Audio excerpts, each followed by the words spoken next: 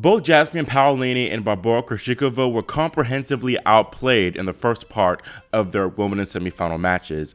Yet these two 28-year-olds showcased their never-say-die attitudes, propelling them to reach their maiden Wimbledon finals. Barbora, already having tasted major glory by winning the 2021 Roland Garros title, is eager to shed the One Slam Wonder label.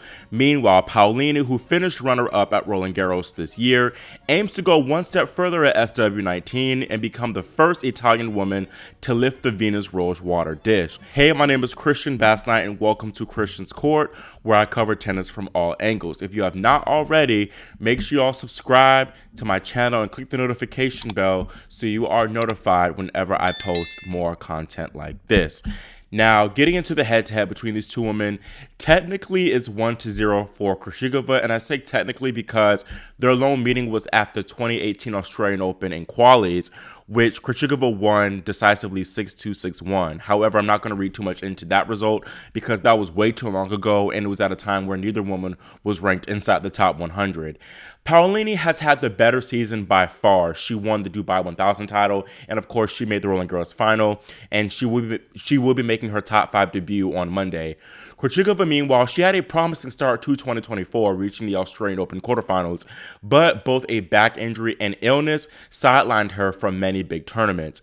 That's why she's played literally 20 fewer matches than Paolini. But Barbora has had a lot of court time in this tournament, playing 11 hours and 42 minutes in singles alone. Mind you, she also made the doubles quarterfinal. Paolini spent nearly 11 hours on court herself, thanks to that near 3-hour epic semifinal battle she had against Donna Vekic. Jasmine had never won a match at Wimbledon before this year, but that all changed in the opening round with that win over Sara Sorribes-Tormo.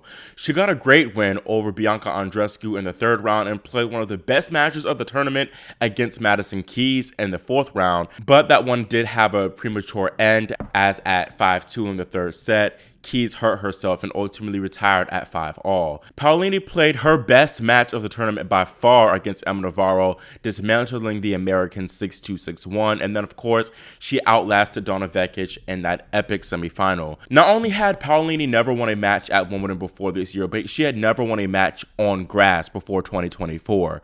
That proves that you really don't need to have a big serve to be successful on grass. She has solid ground strokes and does have enough firepower to finish off shots whenever she needs to, and I think that Navarro match in particular shows us why she has been so successful this tournament and why she can be successful on the grass, because she saw each and every opportunity to come into the net. She won 16 out of 17 net points, and that's something we've seen from her throughout the tournament, not being afraid to come in whenever she has her opponents hurt.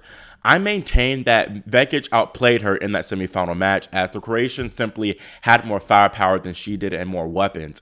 Paolini's fight is the main reason I feel that she was able to come through that match, because Vekic had plenty of opportunities to win that match, even in straight sets. But giving credit to Jasmine, she did not play great in that match herself, for her standards at least, and she was still able to prevail, which shows us that she is a true champion. Now, Barbora had a few early tests in this tournament, her biggest one coming in the opening round against Veronika Kudermetova, where she won that one 7-6, 6-7, 7-5. From the fourth round on, she played nothing but big ball strikers and Danielle Collins, Jelena Ostapenko, and now, of course, Elena Rybakina. The two main things that stood out to me in watching KREJCIKOVA in these last few rounds have been her serve and her problem-solving capabilities. The serve was notably on point in that quarterfinal against Ostapenko, as she only lost 3 points on her serve in the opening set. Her first serve percentage was high, and she was hitting her spots excellently, and the Latvian really had no answer.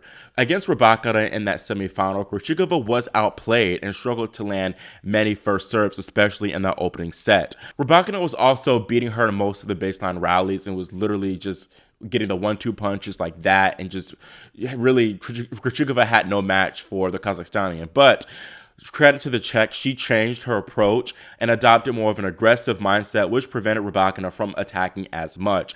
And then too, she also found her serve in the second half of the match and outserved the 4th seed, which is a massive accomplishment in itself, as Rybakina arguably has one of the strongest serves, or probably arguably has the best serve on the tour right now on the women's side. The Grand Slam finals this year have been duds, really been duds, but I think that we are in for a true treat in a third set battle, which we really need, to be honest. Both women are fighters and will showcase that for sure on Saturday. I don't see either one really running away with this match, especially with this being such a massive occasion of being a women in final, and I feel like nerves will play a huge role in the outcome too. These women also have somewhat similar game styles of being all-court players who are not afraid to take the net. But each finalist for sure, they have their own respective edges in this match. Now, talking about the biggest assets for Paolini, for one, I have to talk about her rally tolerance. As I mentioned, KREJCIKOVA lately has been playing nothing but big ball strikers, and Jelena Ostapenko, Collins, and Rybakina, they really struggled a lot with rally tolerance. And a lot of times, most of the rallies in those matches were like 5 shots or less. And KREJCIKOVA, I think when she plays Paolini will make her play a lot more. And I'm not sure if KREJCIKOVA will be able to adapt so well to that different type of playing style, of course. Jasmine also will not give KREJCIKOVA many freebies, which is, I think, the Czech has been accustomed to getting in her last few matches.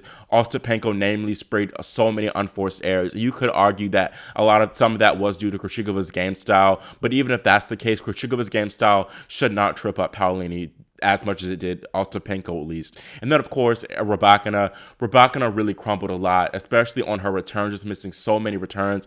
Paolini would not do this. She'll keep that unforced error count pretty tight for the most part in this match. Movement also is an area where Paolini excels at, and I think she is a better mover and is more physically fit than KREJCIKOVA. Paolini, for sure, she will get a lot more balls back in play than what Ostapenko or Rybakina would, because she simply is a much better mover and is a much better defensive player than those two players are. And I think that possibly KREJCIKOVA, even though KREJCIKOVA is a solid player in herself and isn't too error prone, I think that's another factor that she might be a little bit tripped up by, having to play that one extra ball. That's something she has not had to do really much throughout this entire tournament. On that notion, I just think that Jasmine will be better prepared to play KREJCIKOVA compared to the other way around. Jasmine has played a lot of different types of people in this tournament. Of course, the power hitters in a Madison Keys or Donna Vekic, but she's also played the craftier players like Emma Navarro, and she handled Navarro, of course, with ease. I think that Paolini her biggest obstacles or biggest ops would probably be those playing against those power players. So I think that KREJCIKOVA won't be that much of a challenge for her stylistically wise, the stylistic matchup. Meanwhile, as I've been mentioning pretty much throughout this entire video, KREJCIKOVA, she is used to playing those power players, so there's a question mark of how she will be able to transition to playing more of a consistent baseliner in Paolini. I also think that Jasmine's recent success this year can help her a lot. She literally played the very last Slam final at Roland Garros.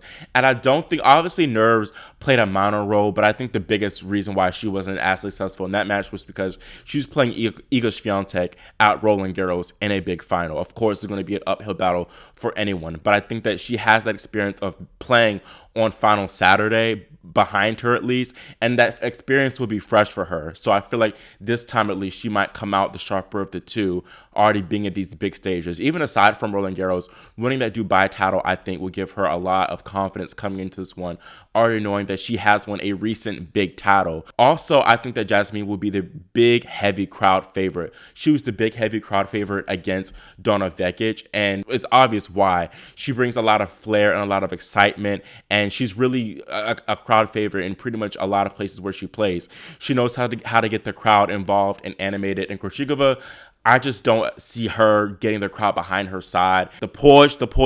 Like, yeah, maybe the crowd can get involved like that, but that's more internally.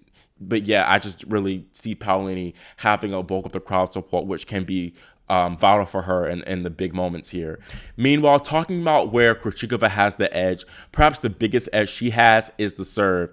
KREJCIKOVA has been able to use the serve to get free and easy points, especially against, the likes of Rybakina. I was very impressed by how she closed out that match. She closed that match out in love. And even where there were moments where Rybakina was trying to stage a comeback, she used her serve to serve her way out of trouble. So I was very impressed and pleased by what I saw from that front. Paolini does not have that type of serve to where she can get free or easy points. I think that she was kind of a little bit lucky that Vekic missed so many returns that she did. And maybe it is, she does have a tricky serve. I don't know, but I doubt that kick serve, that slower 80, 90 mile per hour kick first serve will do much to trouble KREJCIKOVA. I also think that Barbora has the slight edge in the return aspects of things. And I say that because Paolini, she is 5'3", and I noticed against Vekic, a lot of times whenever Vekic got that first serve in and placed it semi-decent, that serve, Paolini struggled to really get a decent play back on it because she has a limited wingspan. KREJCIKOVA, she's obviously taller and bigger, and she is able to get more balls back in play. And that just goes back to the first point of, because Paolini doesn't have that as strong of a serve, I expect KREJCIKOVA to likely have a little bit better return numbers. I also think that in terms of the larger wingspan, shot placement can be an asset for KREJCIKOVA. We saw this in the Roland Garros final where Swiatek really used her forehand cross court, those angled forehands, to really get KREJCIKOVA off the court and moving. And like I keep mentioning, she is 5'3", and she is not able to get as many those wide balls necessarily back, especially if it's going off the court. And I think KREJCIKOVA has one of those forehands to where she can really use that angle and get Paolini stretched wide. She needs to make sure that she uses that angle forehand a lot in this match. I think she can get a lot of points from that shot. I also think that KREJCIKOVA does have more variety overall in her repertoire. I think the slices surely can trip up Paolini, especially on that backhand side. And I also think the drop shot, Paolini is a decent semi-fast mover, but still, even Vekic was able to get a few points from the drop shot. And I think that that's definitely something that KREJCIKOVA can use to her advantage here. And Paolini can too, but I think that KREJCIKOVA does have slightly better variety. And then lastly, which might be most important of all, KREJCIKOVA has that experience of actually winning a major in both singles and doubles. Of course, like I mentioned earlier, Paolini has the recent experience of making a slam final, but making a slam final recently and winning a slam period are two completely different things. And I think that KREJCIKOVA might have less pressure on her back, knowing that she's already sort of kind of been there, done that, and this would only be kind of a bonus, especially when you consider how she had a dismal year aside from the Australian Open. She even said herself that she never expected herself to be here. So I think that overall she might have far less pressure on her coming into this one. And like I said, it's just a bonus for her to even be in the stage, and she low-key could come out and play a fearless match. I wouldn't be surprised if we saw that. Now, looking at what's at stake, obviously I think on paper, more is at stake for Paolini, who is searching for her first slam title. Flavia Pennetta was the last Italian woman to win a major at the 2015 US Open, but Paolini, who will be, as I mentioned, the new world number 5, regardless of tomorrow's results, will be the first Italian, male or female, I believe, to take the title at Wimbledon. This will be her third career title overall after winning Dubai earlier this season. KREJCIKOVA would be the fourth Czech woman to lift the Venus Rosewater dish after her late mentor, Jana Novotná, as well as Petra Kvitova, the two-time champion, and last year's winner, Marketa Vondrousova.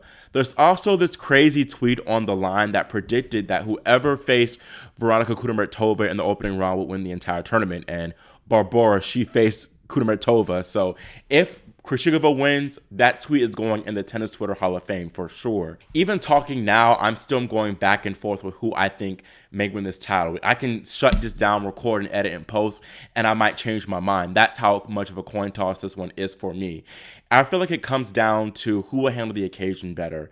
KREJCIKOVA, she handled it well in the Roland Garros finals back in 2021, and Paolini, she did show some nerves in that semifinal yesterday, but she managed to overcome them. So I think that she showed potential that she can perhaps be ready to win a slam. I will give the edge to Jasmine, and I say I give the edge to Paolini because, of course, she has the recent experience, yada, yada, yada, as well as I think the stylistic matchup might favor her. But I think that the crowd will be the biggest asset for her. I think that she needs to make sure she keeps it close, at least close with KREJCIKOVA, because if she does, she gives herself a better chance of getting the crowd involved and really using them to propel her to victory. I still think that KREJCIKOVA definitely, she's going to come with a set. I would be surprised if Paolini did win this one in straight sets. My final predicted score for this one is going to be 4-6, 6-3, 6-4. And like I mentioned earlier, I predict KREJCIKOVA to kind of come out the stronger of the two, because I think there's technically less on the line for her.